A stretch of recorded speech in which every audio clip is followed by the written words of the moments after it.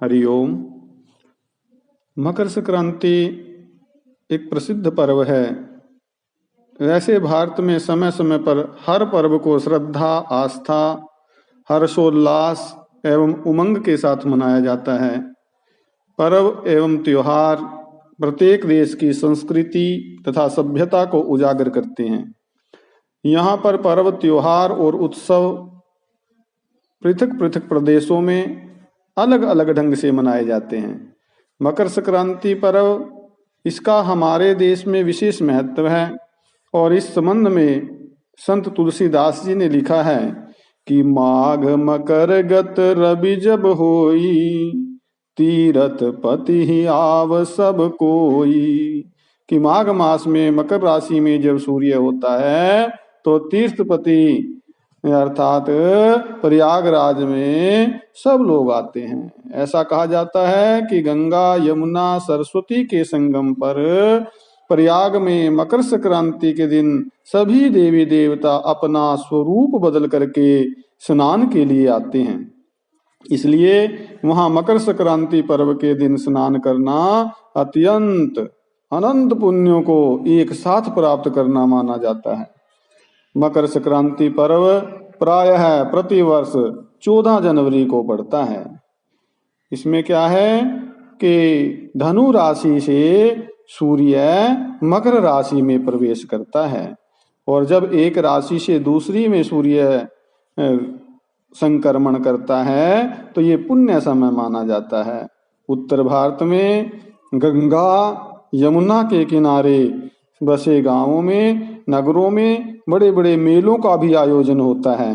भारत में सबसे प्रसिद्ध मेला बंगाल में मकर संक्रांति पर गंगा सागर में लगता है। गंगा सागर के मेले के पीछे पौराणिक कथा है कि मकर संक्रांति को गंगा जी स्वर्ग से उतर करके भगीरथ के पीछे पीछे चल करके कपिल मुनि के आश्रम में जाकर सागर में मिल गई। तो गंगा जी के पावन जल से ही राजा सगर के 60,000 शापग्रस्त पुत्रों का उद्धार हुआ था। अर्थात गंगा जी ने सगर के मरे हुए 60,000 पुत्रों का उद्धार किया।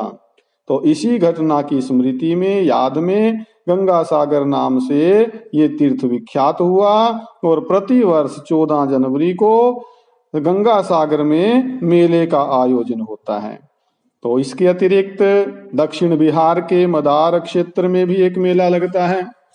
मकर संक्रांति पर इलाहाबाद अर्थात प्रयागराज के संगम स्थल पर तो प्रति वर्ष लगभग 1 महीने तक का माघ मेला लगता है, जहां भक्तगण कल्पवास भी करते हैं तथा 12 वर्ष में कुंभ का मेला भी इलाहाबाद में लगता है।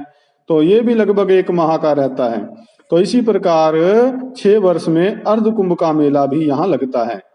फिर विभिन्न परंपराओं और रीति रिवाजों के अनुरूप महाराष्ट्र में ऐसा माना जाता है कि मकर संक्रांति से सूर्य की गति तिल तिल बढ़ती है, इसलिए इस दिन तिल के विभिन्न मिष्टान्न बना करके एक दूसरे को वितरित किए जाते हैं। शुभकामनाएं दे करके यह त्योहार मनाया जाता है। और महाराष्ट्र, गुजरात में मकर संक्रांति पर्व पर अनेक खेल प्रतियोगिताओं का भी आयोजन होता है। पंजाब एवं जम्मू कश्मीर में इससे 1 दिन पहले लोहड़ी का पर्व भी मनाया जाता है। और एक प्रचलित लोक कथा है कि मकर संक्रांति के दिन कंस ने श्री कृष्ण जी को मारने के लिए लोहिता नाम की एक राक्षसी को गोकुल भेजा था, जिसे श्री कृष्ण जी ने खेल खेल में ही मार डाला था। तो उसी घटना के फलस्वरूप लोहड़ी का पावन पर्व मनाया जाता है। और सिंधी समाज जो है उसमें भी मकर संक्रांति के 1 दिन पूर्व इसे लाल लोही के रूप में मनाते हैं। और तमिलनाडु में मकर संक्रांति को पोंगल के रूप में मनाया जाता है। तो इस दिन तिल, चावल, दाल की खिचड़ी बनाई जाती है। नई फसल का चावल, दाल, तिल के भोज्य पदार्थ से पूजा करके कृषि देवता के प्रति कृतज्ञता प्रकट की जाती है। और तमिल पंचांग का जो नया वर्ष है वो भी इस पोंगल से शुरू होता है।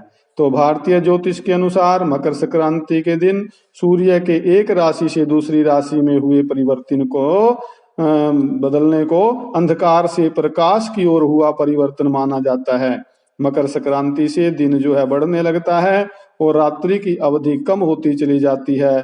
ये स्पष्ट है कि दिन बड़ा होने से प्रकाश अधिक होगा और रात्रि छोटी होने से अंधकार की अवधि कम होगी। यह सभी जानते हैं कि सूर्य ऊर्जा का अजस्र स्रोत है और इसके अधिक देर चमकने से प्राणी जगत में चेतनता और उसकी कार्य शक्ति में वृद्धि होती है।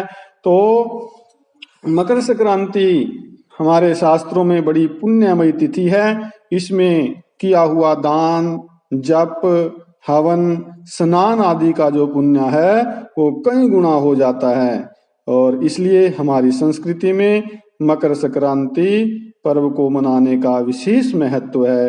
हरि ओम।